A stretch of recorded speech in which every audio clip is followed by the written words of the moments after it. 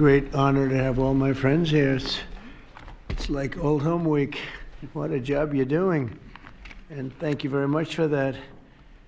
We want to begin by thanking the people that have done such a great job at the White House. They have been doing really incredible work during a shutdown.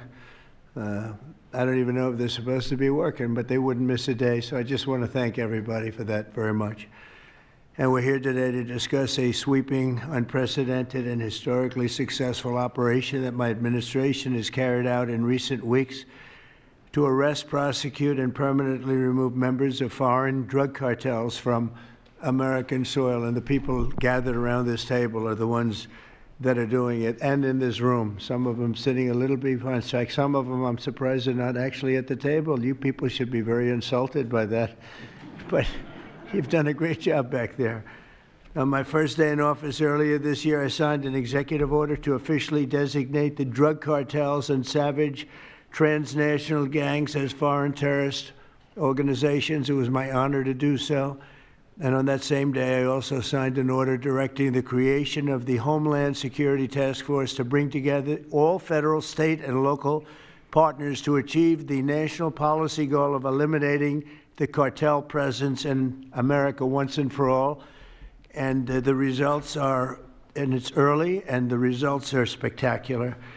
Led by ICE and the FBI, this task force includes the Department of Justice, the Department of War, DHS, the intelligence community, ATF, the DEA, the U.S. Marshals, and the state and local agencies in every part of our country. Other than that, we don't include too many people. That's a hell of a group, isn't it, huh? When you think of it, that's not a group you want against you, certainly not at one time. In addition to the task force members, we're pleased to be joined by representatives of law enforcement at every level, the highest level, actually, but every level, including National President of the Fraternal Order of Police, Patrick Yos. Where's Patrick? Patrick, thank you, Patrick. Thank you for the endorsement, too. That really hit it off. I would have gotten 98% anyway, but it was still good to have your endorsement. Thank you, Patrick. I don't forget those things. President of the National Sheriff's Association, Chris West. Chris? Thank you, Chris, very much. Great. Good job. Major Cities Chief Association Executive Director, Laura Cooper. Laura? Thank you, Laura, very much. Major County Sheriffs of America Executive Director, Megan Noland. Megan, thank you. Thank you very much. And President of the National Border Patrol Council, my friend, and a very good speaker, by the way. Whenever he gets up and speaks, I say, that guy can really speak. I don't know. I don't want him to run for office. I want him to stay where he is. Paul Perez. Paul? Thank you, Paul. Where is Paul? Hi, Paul. What are you doing over there, Paul? Good job. Good speaker you are, though, Paul. I mean it, too. You've made some incredible speeches, and all from the heart, too, right? Some great ones. Today, you'll hear details from my national security and Homeland Security teams about the extraordinary historic achievements of this new Homeland Security Task Force since it became fully operational last month in all 50 states. The job they're doing. What we inherited from this past administration is like disgraceful. In a matter of weeks, the task force has made the largest number of arrests of cartel leaders, operatives, and gang members in American history, more than 3,000 and counting. That includes members of the ultra-violent New Generation Cartel, the Sinaloa Cartel, the LNFM Cartel, MS-13 Cartel, and you know MS-13, the gang, and Tren de Aragua, another beauty. That's a group of real garbage we have to deal with, that we shouldn't have to deal with. These are, in addition to the massive numbers of dangerous criminals my administration arrested nationwide since January 20th, numbering over 120,000. It's a record, and 120,000 criminal arrests. Thank you very much. Unfortunately, for 4 long years before I took office, the last administration allowed the cartels and their operatives to frankly take over our country, to freely infiltrate America and all the communities nationwide. Along with transnational gangs, these groups have unleashed more bloodshed and killing on American soil than all other terrorist groups combined. These are the worst of the worst. It should now be clear to the entire world that the cartels are the ISIS of the Western Hemisphere, in addition to their monstrous violence, such as cutting off heads, burning their enemies alive, and burning innocent people alive, too, by the way. The cartels control large swaths of territory. They maintain vast arsenals of weapons and soldiers, and they use extortion, murder, kidnapping to exercise political and economic control. Thank you very much, Joe Biden, for allowing that to happen. Biden surrendered he just surrendered our country to the cartels. Don't worry, it gets better. We're taking it back. It's really fast at levels that nobody's ever seen before. But what we had to put up with, what we inherited, was just a disgrace.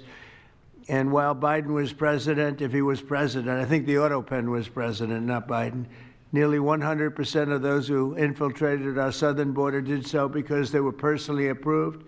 They admitted they were just what happened, assisted by the most dangerous and violent criminal organizations anywhere on the planet. The worst people on the planet they allowed into our beautiful country.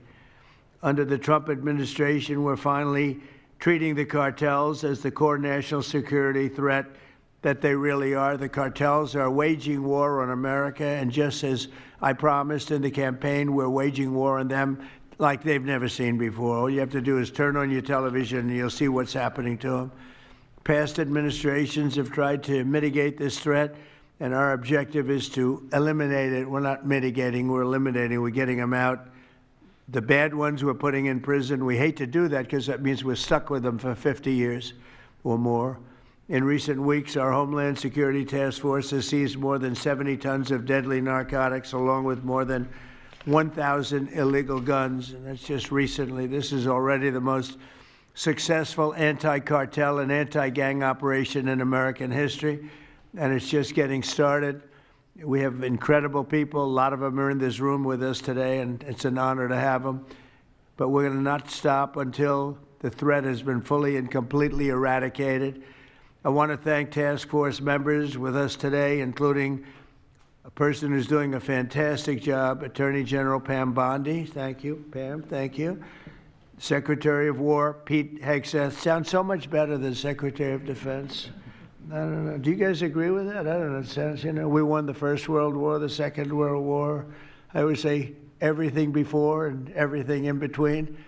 And then we woke and we said, well, let's call it defense. I think we like it this way better. It's funny. That's something I thought it would be maybe controversial. And it's only controversial that we changed the name in the first place. It's not controversial at all. It's been unbelievably well accepted, Pete. Hasn't it, right? It's been pretty amazing. I thought it would be controversial. People want to have our country back. People want to do exactly what we're doing right now. We're getting a lot of credit for it, and we should. I want to thank, though, Pete. You're doing a great job. Pete Hegseth. Secretary of Homeland Security, Kristi Noem. Kristi, thank you very much. Director of National Intelligence, Tulsi Gabbard. Tulsi, good job. And the heads of all of the law enforcement agencies all throughout the room. You're really amazing, the job you've done. To provide additional details on our mission, I would like also to ask General Bondi to say a few words, followed by Secretary Noem, Secretary Hegseth, Director Gabbard, Homeland Security Advisor Stephen Miller. Stephen, you're such a superstar, Stephen. They called Stephen the other day a very bad name, and I said, you should sue them, Stephen. I think he will. I hope he does. FBI Director Kash Patel and Deputy Attorney General Todd Blanche.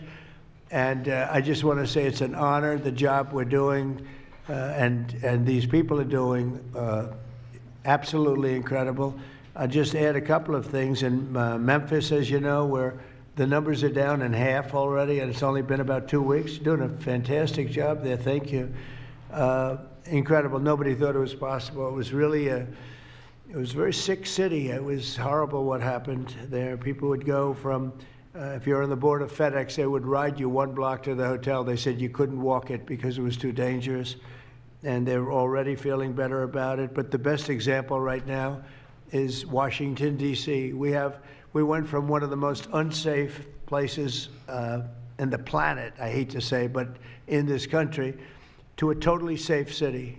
It's nothing's crime-free, I guess, but this is about as close to crime-free as you're going to get.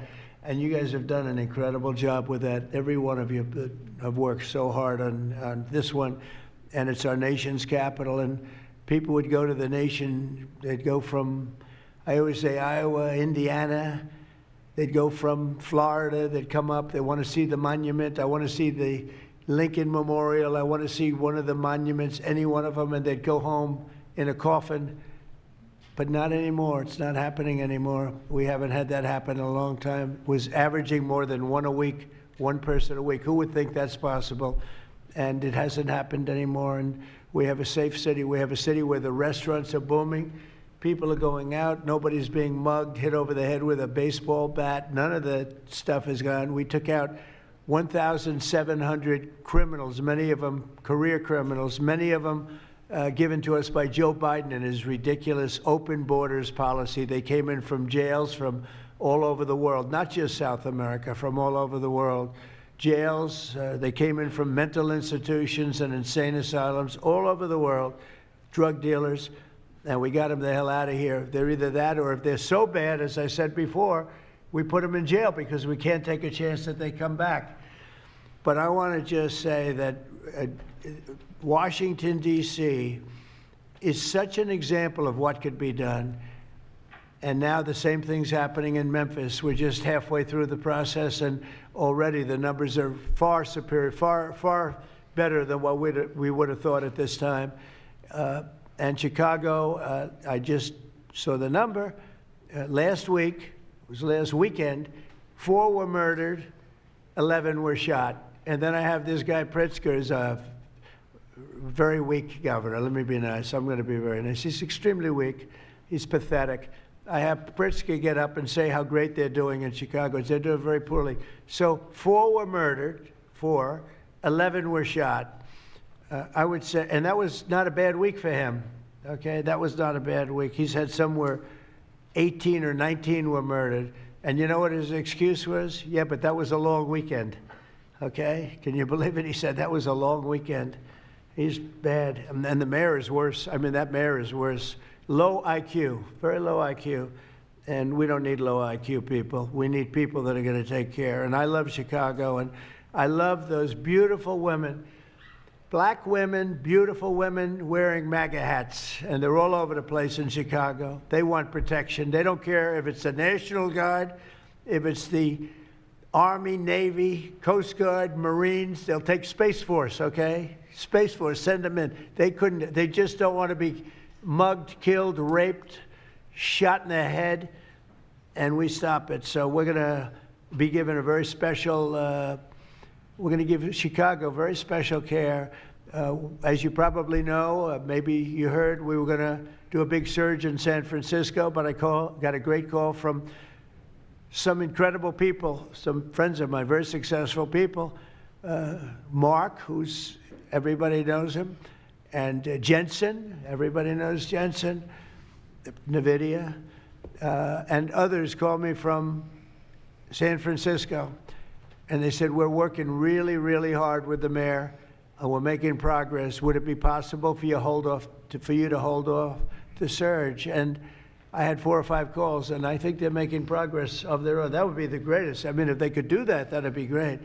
And they have great competence in those people. I mean, incredible competence, some of the smartest business leaders. And they're working very well with the police department. They're doing a good job. So we are holding off that surge, everybody, and we're going to let them see if they can do it. I said, I think we can do it much faster. I know we can do it faster. I think we can do it better than anybody. We can take criminals out that they're not going to know about, and probably they don't have the legal authority maybe to do what we can. But I'm okay with it, and we're going to let San Francisco, has the potential to be, it was a great, great city, has the potential very quickly to be a great city again. And these are the companies that are there that are all working, and those are the people that asked me, could you do away with the surge, and let's see how it works. And we'll do that. If we need to, we'll do it.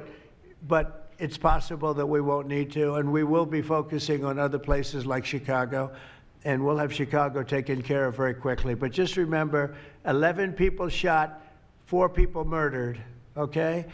And that was this weekend, and that was Chicago. And then you'll see Pritzker get up and talk about, well, we have it under control. They don't have it under control. Just the opposite, it's getting worse. So we'll take care of, as soon as we give the go-ahead, which is all I have to do is give the go-ahead. We won the big court case the other day on the National Guard. That was a good case. Same thing with Portland, speaking of that, because that's where we won it.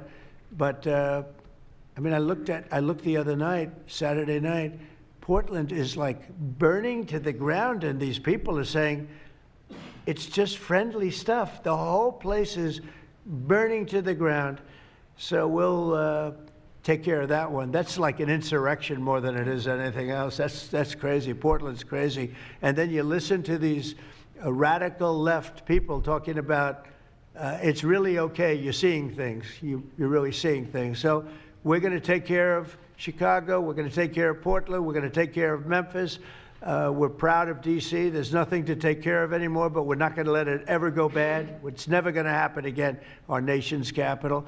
And with that, I'm just going to tell you that Pam Bondi has done a fantastic job. And Pam, would you say a few words, please? Thank you, President Trump, and thank you for your leadership.